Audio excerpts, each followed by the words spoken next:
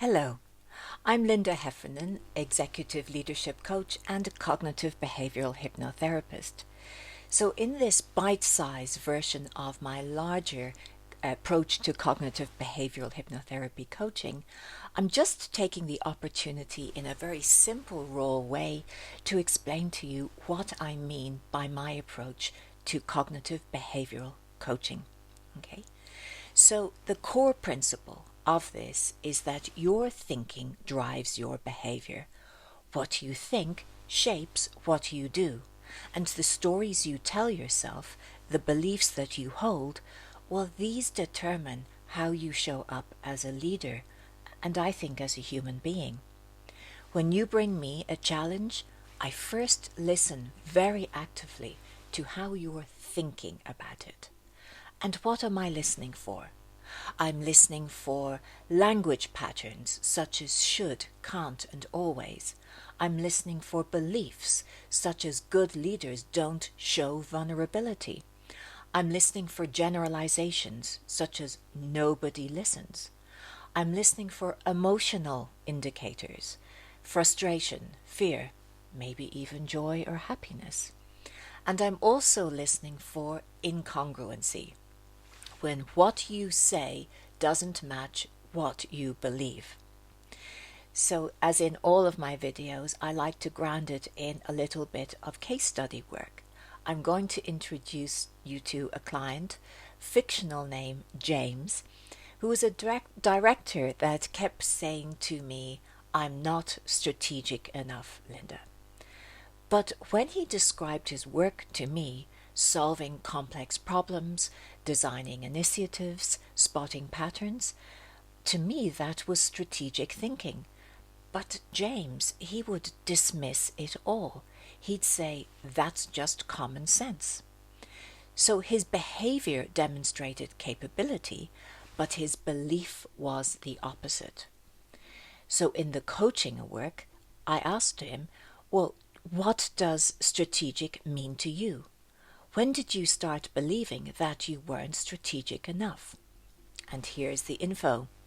So 3 years beforehand, one performance review, one line of feedback, and he'd been carrying it as truth ever since. James needs to be more strategic. Even though he'd been twice promoted specifically for his strategic capability, he was still hung up on that one line of feedback. So I've got to go in and work with this. I combine cognitive behavioral approaches with NLP, neuro-linguistic programming.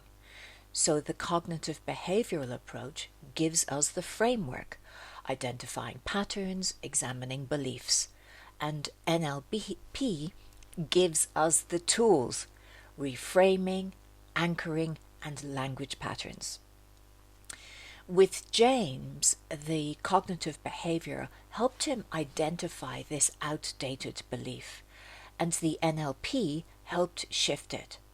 We reframed that's obvious in what he was saying to I synthesize complex information quickly, and that's strategic capability.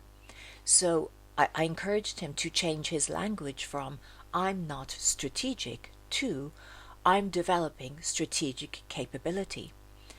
And in that, he didn't just understand the pattern, he started to experience the shift in his feelings, in his thinking around strategy and his ability. So behavior then follows thinking usually in my approach. Once we have explored cognition, we move to behavior, because leadership is about not just what you think, it's about what you do about that thinking. James's belief drove specific behaviors. He'd hold back in meetings, and when he did speak, he would say, this might not be strategic enough, but limiting himself. And he'd also avoid high visibility projects. This behavior was being driven by his cognition, his thinking. So your behavior, and James's in this situation, is driven by one of two brain systems. The amygdala down in there, it's reaction, it's fast, it's automatic, it's threat detection. Or the prefrontal cortex, it's response, it's deliberate, it's conscious, and it's reasoned. When the CEO asked James about strategy, his amygdala fired, heart racing, mind blank. His brain had learnt strategic conversations equals danger.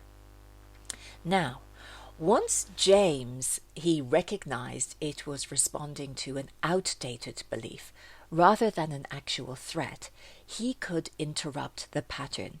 He still felt anxiety, but he could engage his prefrontal cortex. This is my old pattern. I have valuable insight here. So he went from reaction to response, from automatic to intentional. Very different. And there was a transformation. I think it was 6 or 8 months later, James was now leading a major strategic transformation project. He was contributing ideas without disclaimers. And when somebody said, "Ooh, that's strategic thinking," he said, "Thank you," instead of dismissing it. The cognition had shifted and the behaviour followed. So the approach is a cognitive behavioural approach combined with neurolinguistic programming.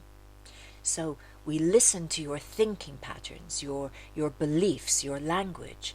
I ask coaching questions to create awareness. We explore reframing, shifting the structure of your thinking. We look at behaviour. What are you doing and what do you want to do different? Throughout, recognizing reaction versus response and strengthening new neural pathways, building conscious leadership. It's logical, folks. Thinking creates feeling, and feeling influences behavior, and behavior creates results.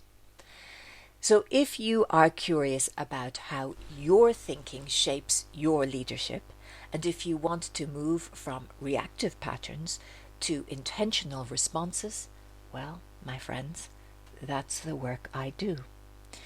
This isn't about fixing what's broken.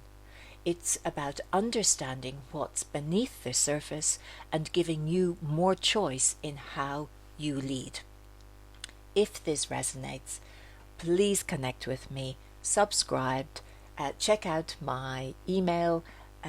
It's on my website, akaizenmind.com. Check out my LinkedIn, Linda Heffernan, Linda with a Y, not an I, akaizenmind. Thank you for watching. Thank you for working on your learning and your growth mindset. Look after yourself and speak to you again soon.